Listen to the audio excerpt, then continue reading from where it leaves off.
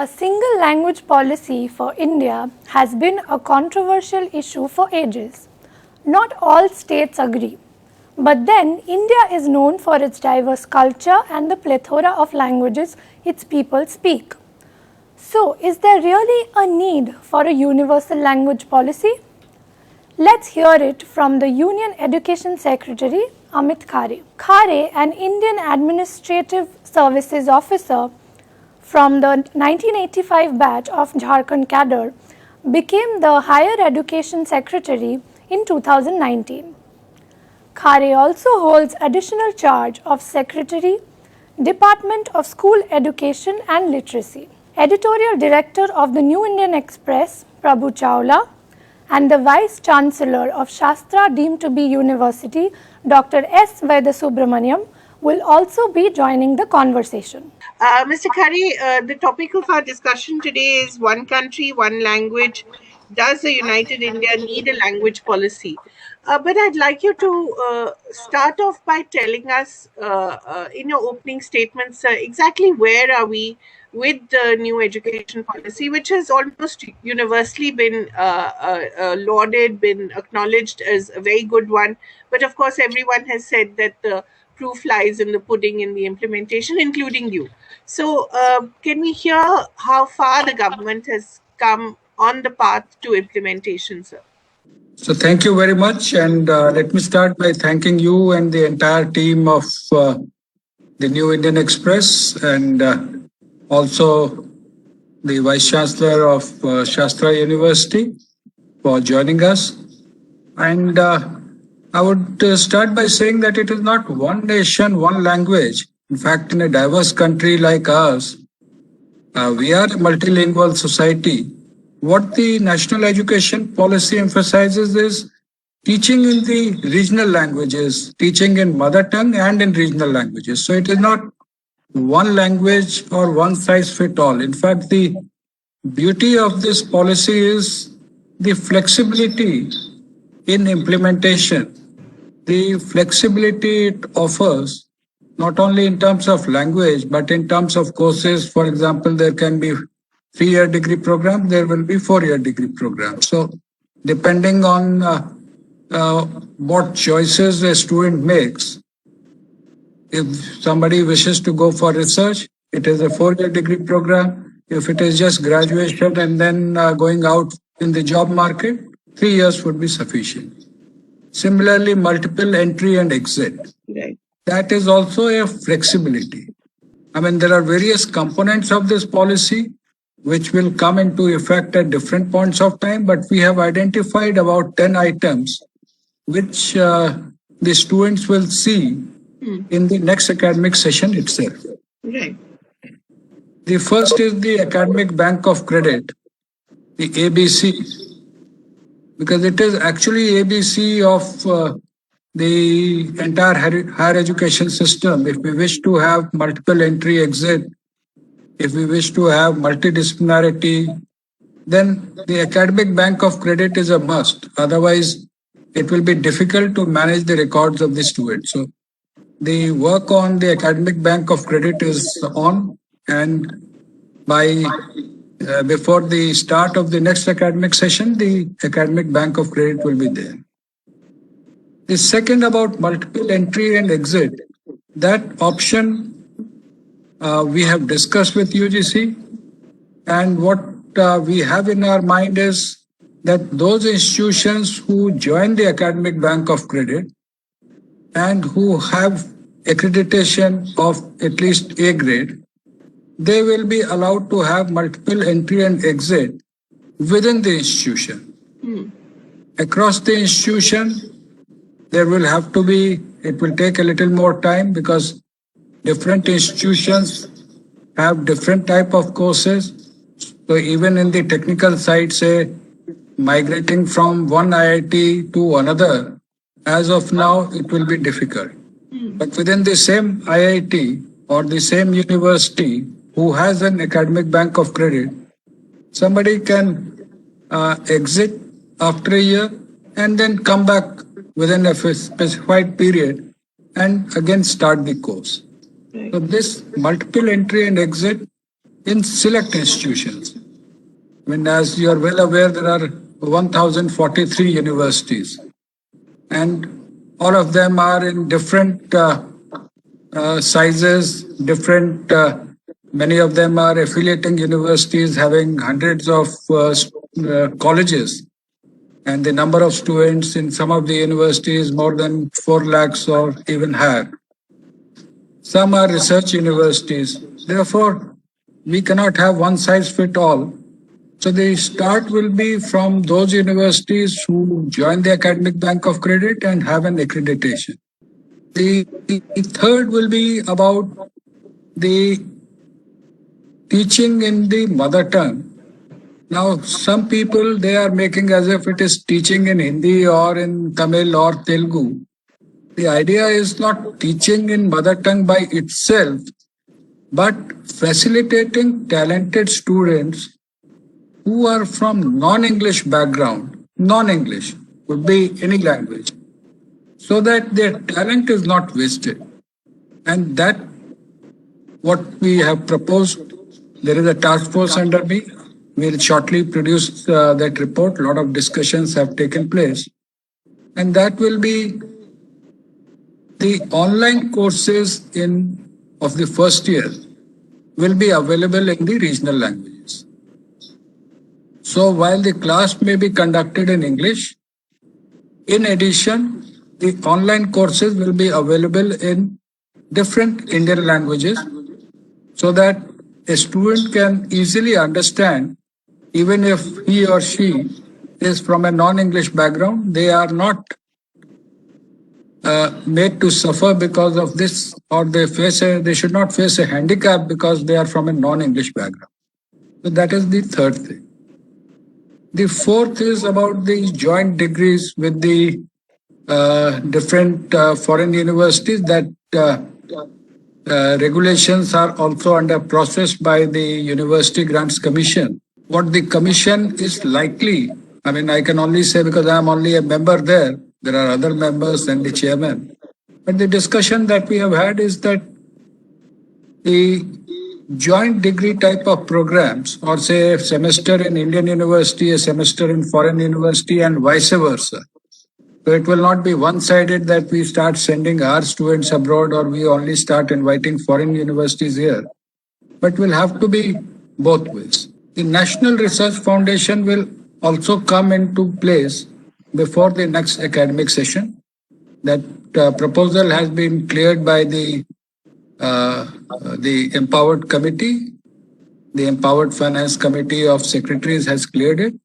Hopefully, I mean, we are quite hopeful because everybody has supported that by the next academic session, the National Research Foundation will be in place so that faculty can take advantage of the NRL. Online teaching has emerged as a very important tool, and therefore the formation of the National Technological Education Technology Forum, and also you may have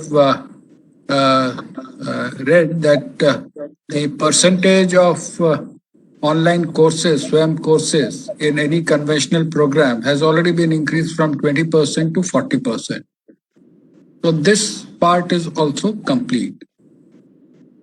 So some of these changes will be visible. These changes will be visible from the very start of the academic session. The common entrance exam for the central universities. That by and large all central universities, including Delhi University, have supported this idea. It will be an entrance exam along with weightage to the school examination board, because we don't want the school examination boards their value to be reduced. So it will be a mix of the scoring in the common entrance test and also the scores that students obtain in the respective school examination board. So this will also be, I mean, for central universities, they will all join. But if any deemed university or a state private university or a state university, any other institution, if they wish to use the score, they will be welcome. So all these changes you will see in the next academic year. Right, so that makes it about 7. You said there are about 10. Yes, there are smaller things also, particularly the credit bank will also have the different credit courses. So Okay. these new courses that UGC is bringing out, what will be the new modular courses? Because if it is multiple entry and exit, Right. the courses will have to be redesigned. They will have to be modular. It is not that anybody who leaves after first year, I mean, if she or he have the modular course, then the year will be wasted. So Hmm. it will be modular courses. It is not similarly for the 4 year degree program. It is not adding 1 year to the existing three, Hmm. but it will have to have a new type of a course altogether. That is also being worked out by UGC. The encouragement to distance education, that at least one university in every state should be in a position to offer distance education. Right. Uh, it could be a conventional university. Many of these states don't have open universities. So the conventional universities, if they wish to offer this type of, online courses or a course in a distance mode, they will also be allowed. The institution of excellence, right now we have identified 20 of them, 10 in private, 10 in the government sector. And there is a possibility we are we are requesting the government to increase their number to 50, that is 25 on the public side, 25 on the private side, 25 on both sides, 25 each on both sides. So IOEs will be allowed to have their own courses. The multidisciplinarity that we have talked about, that will be started from the IOEs. So IOEs will be offering courses which will have uh, a variety of choices instead of having just science, humanities, commerce. I mean, the traditional distinction that we make: professional, science, arts, commerce, and technical courses. Instead of that, they will have multidisciplinary courses. But again, this will start with the IOEs. It's all really exciting, and some of it is truly radical, especially the common entrance exam. I'm heartened to note that Delhi University has agreed to be part of it because the kind of percentage cutoffs we see are almost unrealistic, although they are achieved by students, which is quite remarkable. Do you see a radical change happening, in Delhi University, for instance? Let's talk about Delhi University itself. You see a radical change happening then? It will be a change. I mean, radical or otherwise, that will we will see how things develop. But that change is required. Yeah, There is a need to have a change, and what we really need to do, and that is why we are taking a little more time, is to have this transition in a smooth manner, right. in a planned manner. So, whether it is a 4 year course or whether it is the common entrance exam, the idea is to build consensus. Some of the things have already occurred. What is there in the policy? You may have read that joint entrance exams results, IIT JEE results were announced yesterday about the Yes, March exam. So right. now that exam, the one-time exam which became twice a year is now 4 times a year. The entrance exams are also, the number of attempts that one can take is more. I mean, let the student have a choice in case they have Exactly. any difficulty in, for whatever reason, personal reason or family reason, if they are not able to appear in one exam, they are not able to take a test, say in March, they can take it some other time. These type of, uh, actions which really help the students, that will be there. The Higher Education Commission will take time because a great deal of consultation will be required with the states, with the private universities, with the state universities, because that commission is not only for the central institutions, it is for all the institutions of the entire country. So that we will come later after due consultation with the stakeholders. You said less pressure on students, less pressure on parents as well, less chance of nervous breakdowns happening in families, I think. Yes, I mean, pressure on the parents is also there. And more than the pressure on the parents and the students, there is also a question of the logistics. Yeah. Thousands of students moving from one place to another just to appear in a particular exam. Now, with the help of technology, online exams are possible. Right. So, IIT, in fact, the JEE is totally online. NEET, of course, has not become online, but that we will have consultations this year with all the states. Some of the states are in favor of online, some are not in favor. So we'll try to build a consensus before we move to any new system for NEET. Right. Wonderful. Professor Vaidya, may I request you now to, ask Mr. Khare some of the questions that are top of your mind? Yeah, so it was actually a perfect opening to hear about a series of progressive reforms that's going to start in the immediate academic session that we are going to see now. And as the secretary rightly pointed out, sir, you had said that the HECI will take time because it is very comprehensive considering the type of education institutions that we are handling. What strikes me is the last point that you mentioned on the institutions of eminence. We are extremely happy to hear that the list might get expanded from 20 to 50, 25 of them private and 25 of them public. One question that I have in my mind, in fact, I wrote a long article on this when the first round was happening. In the private eligibility criteria, the need for 3,000 crores net worth of promoters was one eligibility criteria. Now, the new education policy seems to be having broad contours on performance and progress. Will the eligibility criteria also be based on performance Yes. of institutions and not net worth of promoters? That way, there are institutions who are good performers, but net worth of promoters is not 3,000 crores, but we can see them perform. So can we expect a change in the eligibility criteria also? There is some change. Some change is being considered for the eligibility criteria also, because under the existing criteria, not many institutions would qualify. And as you rightly mentioned, the policy is outcome based and not input based. Yeah. So the earlier criteria of net worth, buildings, etc., that they are all input based. The output based will be what is their accreditation, what is their ranking, because ultimately the excellence is measured in terms of the rankings or in terms of the accreditation, not in terms of the type of buildings or the infrastructure.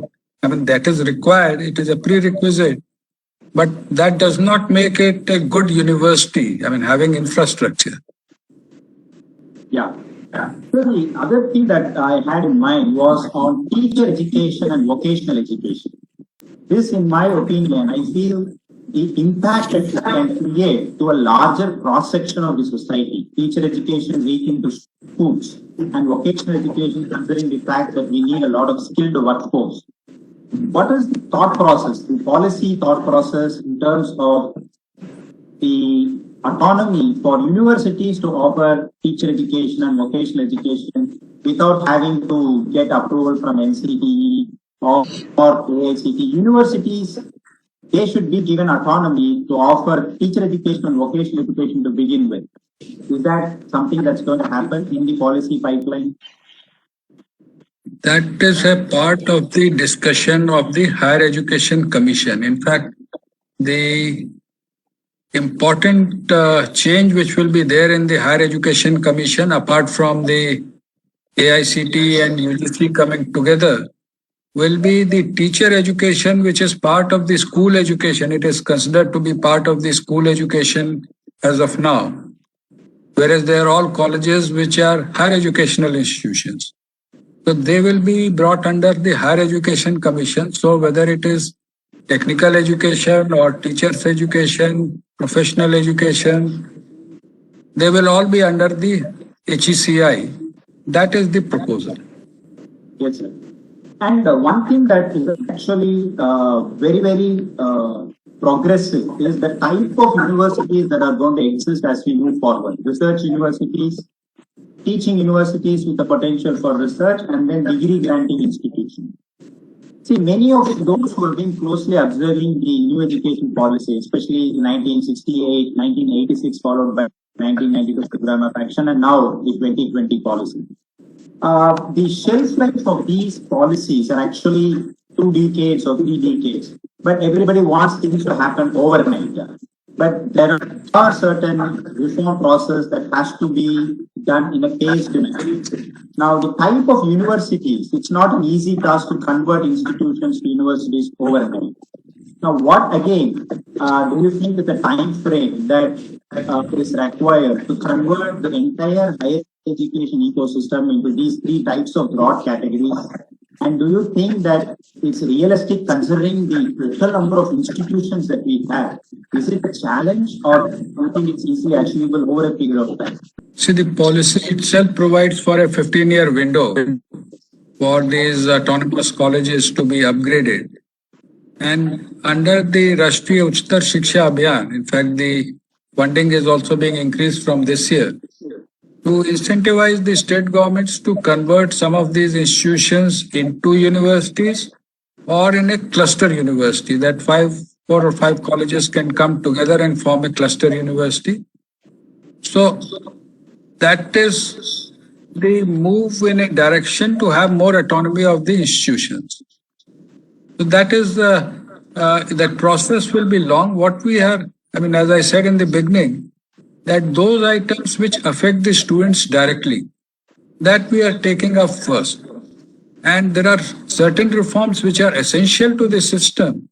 But say the formation of the Higher Education Commission is a very necessary reform. But it does not directly have any bearing on the students. So the student-centric reforms are the ones which are being taken up immediately. That is, before the start of the next academic session, we would like the students to know what is there in store for them. And the other reforms that can come gradually over a period. Yeah. Since you said student-centric, the definition of who the student itself is getting changing over a period of time, considering that, online education is going to occupy a significant space. Now, people who are even 40, 50, 60 see it as an opportunity to engage with the continuous learning process. And the new regulations for online and distance education has definitely encouraged a lot of universities. But is it enough adequate to convert India into an exporter of education? Because we see online education as a significant policy instrument that can convert India to an exporter of educational services than an importer, as we are seeing today. To that extent, do you think online education still needs more autonomy and freedom to convert this import to export? See, online education is more required to address the domestic students, whatever be their age. Because if the numbers, the GER is to increase from, say, the present 27.4% to 50%, Right. what it translates is an additional enrollment of something like 4 crores, because the youth population is also increasing. Yeah. Therefore, online education will be more addressing more of the domestic students. Yeah. But last week we had a meeting with the private providers. In fact, the focus of Study India program, that export of education, the focus of Study India program was more on the central government institutions.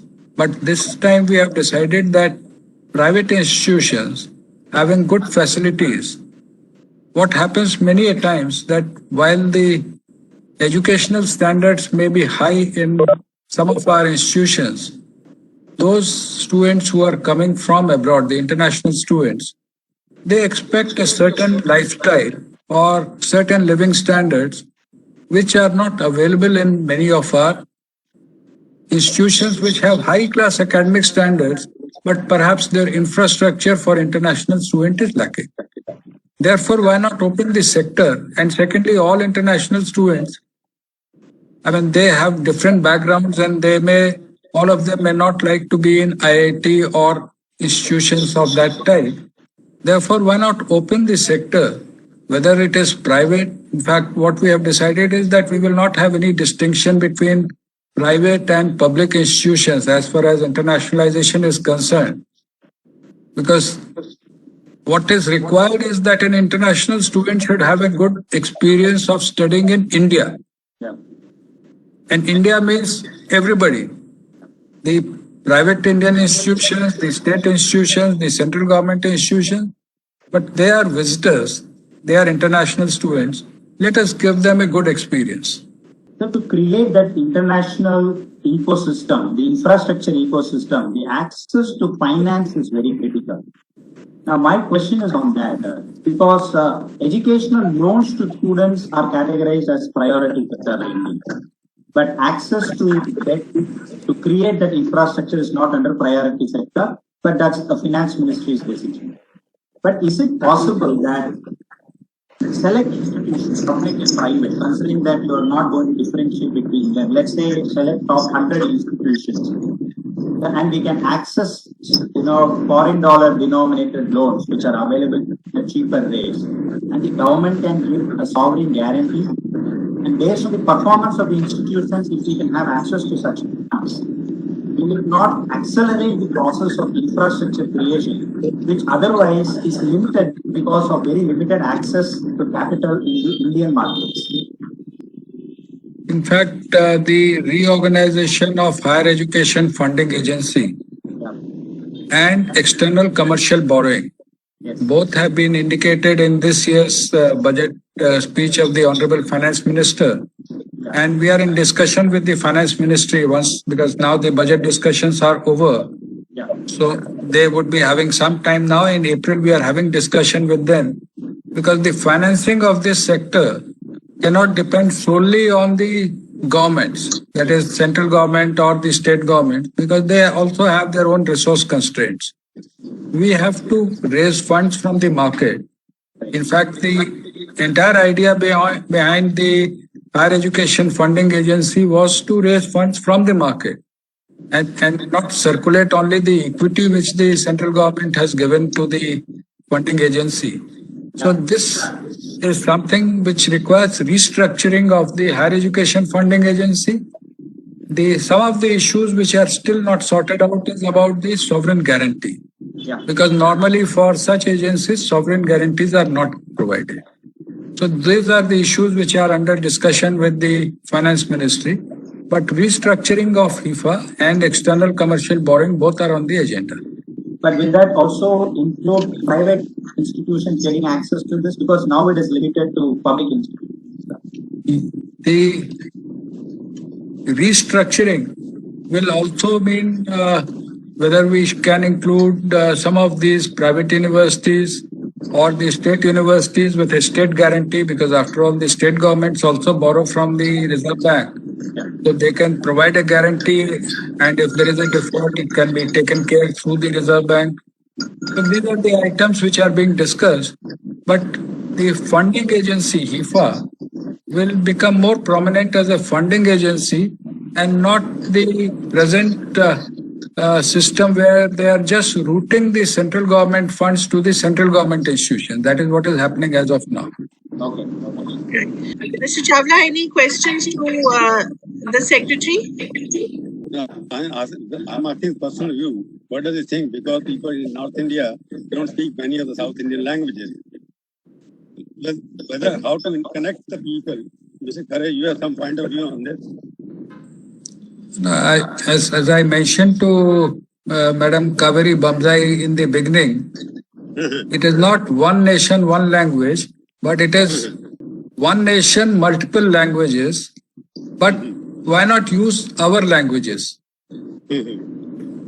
Now, one item which has been started this year, and it is a part of the education policy, it is mentioned there, to have Ek Bharat, Shresh Bharat. In fact, the program name, very few program names are mentioned in the policy. This is one of them. The policy itself gives the name Ek Bharat, Shresh Bharat. That why not people from North learn languages of, say, South India or East India learning about West India. So it is not only Hindi, English, or say some language of Eastern India or Western India. Multilingualism in its widest form. And the second is the mother tongue teaching. So learning in the mother tongue or in the regional language. And second is the Ek Bharat Shesh Bharat program. Now what the Ek Bharat Shesh Bharat program has done, which was not possible a few years ago, what it has done is that 100 sentences in each of the 22 scheduled languages are available for the reader. And now with the help of technology, one can listen to these languages, to these sentences in whichever language one wants, read it on the computer, also listen to the audio. So even the pronunciation can be corrected because one is listening through the audio.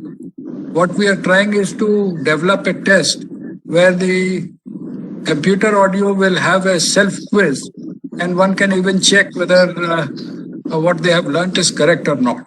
So the Ek Bharat Shesh Bharat program, and it is not only limited to languages, even learning each other's culture, learning about the literature which is available in different languages, learning about for example, in this 75th year of India's independence, Azadi Ka Amrut Mahotsav, which is being celebrated, why not know about the historical places and the freedom fighters who may be in the tribal areas of Jharkhand or Chhattisgarh, or who may be in Manipur. The knowledge and the depth of the culture in every state is very high. And there is a need to understand all this. Unfortunately, what Mr. Chawla said, many a times we take more pride in learning, say, foreign language rather than learning an additional Indian language. The policy has clearly emphasized, and it is one of the part of the policy to have programs like Ek Bharat Shesh Bharat. One is to have initial teaching in the mother tongue or in the regional language. And secondly, to learn each other's language so that we understand, people of the country understand each other much better. तुमसे खरे question I was trying to face, because it is no question that you go to South India, you find many more South Indians speaking North Indian languages. And that is one view. But what the policy has mentioned and what we are emphasizing is that let us try to learn more languages, more Indian languages, and to help them and to learn more languages. Just saying that you learn a language is not enough. Right. They have to be assisted. And now with the help of technology, this assistance is possible. Why can't they make it compulsory for people from North India to be in the primary education, have one of the South Indian languages as a compulsory language? No, the primary school teaching, what we have emphasized is on the mother tongue. So it is not a question of why, because mother tongue, the learning is more in the mother tongue at the early stages. So to have conceptual clarity, for example, a student in a tribal area, they have to first understand even Hindi and then try to understand what is being taught in the class. So if the teaching is in the same language, that is what is spoken at their home, they will be able to understand the concepts much better, and the learning levels, which are not very high. In fact, the various survey reports, including the survey reports within India, they have been indicating that class 5 and class 3 students in India, their learning levels are low. So that competence building can start easily by teaching in the mother tongue. The additional language that can come through the Ek Bharat Shesh Bharat, that is more of a voluntary program which will help in knowing a little bit of each other's language rather than introducing it as a medium of instruction at the primary level. I think optional language should be there. The question is, why can't they hear one of the South Indian languages? And there should be provision for them for the funding agency to provide for extra funding for learning additional Indian language, as you rightly pointed out. No, additional Indian language is a different thing. The mother tongue teaching, that is at the early stages, say in the schools, teaching in mother tongue, that is to bring more conceptual clarity. It is to improve the competence levels. It is not so much to related to the language policy, but more related to the development of the student themselves, whether they can understand more in their own language. I'm just giving, it's not a parallel example, correct example, but I'm giving example. Like, for example, you go to Europe, where you find that every European country citizen knows one language of another country, neighbor country, or somebody. French knows Italian, Italian knows French, French knows somebody, German. This is countries like ours should also know. Hindi-speaking person should know Tamil, Tamil person should know Hindi or but the other language.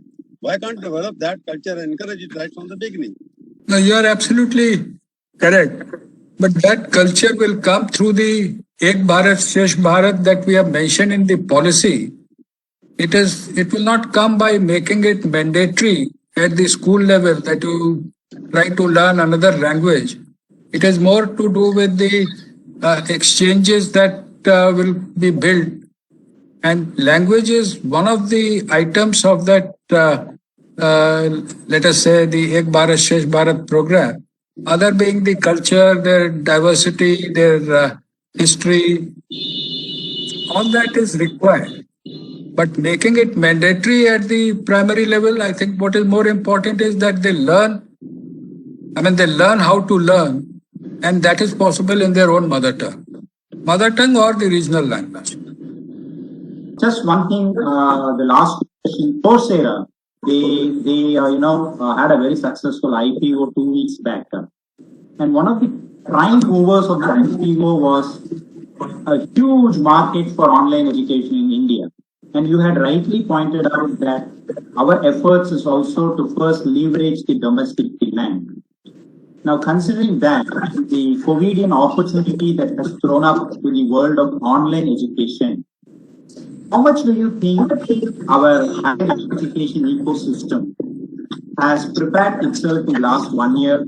And what do you think we need to do further? And what is going to be the ministry's helping hand or advisory support to encash on this growing demand for online education so that Indian higher education institutions don't miss the bus? See, as far as content is concerned, the Indian higher education system and the institutions have done very well. In fact, the content which is there in English as also in many of the Indian languages, that compares with the best in the world. And that content has been used last year. In fact, all the IITs and other technical institutions, even though physically they are closed, but they had their first and the second semester on the online mode. So running an entire course of, let us say, highly technical institution like IITs in an online mode has been possible. Now, what is required on the other side is the devices. You see, the access to these content, that is the limitation. And right now, because we are talking of IITs, the problem is limited. But once we reach out to, say, 3.8 crore college students, then this problem will become a challenge. That until unless devices and the connectivity is there, the best content will also find, even with best content, we'll not be able to reach out. In the pandemic, what we tried out was to have a mix of the digital with the television. That is, the same courses which are there on digital, they were also broadcast through the educational channel. But slowly we'll have to ensure that individual students have their own devices. Some of the states have gone ahead. The Finance Commission, headed by Mr. N.K. Singh, who submitted the report, they have made a strong recommendation for incentivizing the state governments to provide devices to the students. Because ultimately, I mean, pandemic or no pandemic, the online education is here to stay. I'll ask the last question here because suddenly it occurred to me this online education and technology is going to increase the gap between have-nots and haves. The question is, even now during the pandemic, most of the people who did not have any connection at home, they were not able to attend classes. And in the villages where there is no power, how you will provide devices to them because they don't have the money to buy any smartphone or any other technique, any other device which they can use sitting at home. How you sort that out? See, as I said, that 15th Finance Commission has made this recommendation. The pandemic situation, what we had done, I have already mentioned that you have alternate courses through the medium of television, through the educational channels. But providing devices is not very difficult because we can have, many of the state governments have already gone ahead and provided devices to the students. The electricity position is far better and connectivity through BharatNet is also there. So it will not be very difficult to reach out to every student. What is really required is that the content and the context, that is the devices, they should go together. And if they go together, the divide, in fact, which exists today, I mean, let me tell you the positive side of the online education. The divide which is there between, say, Delhi University, JNU, and the top IITs versus the regional engineering colleges or the state universities, that can be bridged by having the best lectures of these prestigious universities directly webcast to the remotest area of the country. So there is a positive side that now the best content is available to the remotest area. We cannot request a professor to travel all the way 2,000 kilometers, but the same lecture which he is delivering in Delhi or in Mumbai, that is webcast all the way to the remote places. And the systems which have now come on the online, that it is like a virtual classroom where people can ask questions, where they can interact directly with the faculty. So if you take the quality of education, I think online education is a great leveler. That whether I study in St. Stephen's at Delhi or I study in the Rajkiya Mahavidyalaya at some remote location, I can have access to the same lecture which is being provided, and I can also ask questions to the faculty. I can also interact with other students. So it is a great leveler in that way. Great. Yeah. Thank you, gentlemen. Mr. Khare, may I just quickly ask a last question? You know, this year has been quite terrible, especially for primary school students in, remote parts of India. They've lost an entire year. A lot of them have, in fact, especially younger students, have gone back to families. They've been employed as, they're working at home or they've been employed as laborers. What kind of efforts will the government do to sort of reclaim this lost year for these students, hoping that we are going to get back to physical education soon? I mean, I don't deal with the primary education directly. Right. But let me assure you that the bridge course concept, which has been there in the primary education, Right. that students who drop out, Yeah. with the help of the local civil society, they are brought back to the system and offered a bridge course. Because supposing there is a 10-year-old, Yeah. now she or he cannot be asked to sit with the class grade 1 students because there will be age difference. Yeah. But they can be offered a bridge course and then assimilated in the mainstream. So this has been the practice in the past and it has worked well. So when can we expect schools and colleges to reopen? I think that is the biggest question. I mean, many of them had opened. Many of them had opened, but because of this spurt in COVID cases, unfortunately, some of the states have again issued orders for closure of the schools. Right. Otherwise, they had started opening. Right. But do we expect the next academic year to be physical or still it will be a hybrid form? digital. I mean, hybrid form is here to stay. Yeah, In pandemic or no pandemic, hybrid form is here to stay. right. I call it digital. Yes. Yeah. Thank you very much, Mr. Khare, Thank you. for being in charge of our, education destiny. I hope in 15 years from now, we see a new kind of young Indian emerging who is more capable of taking on the new challenges of the 21st century. Thank you very much. Thank you. I have an engagement at 5, so I must leave. Yeah. Thank you. We hope you enjoyed that session.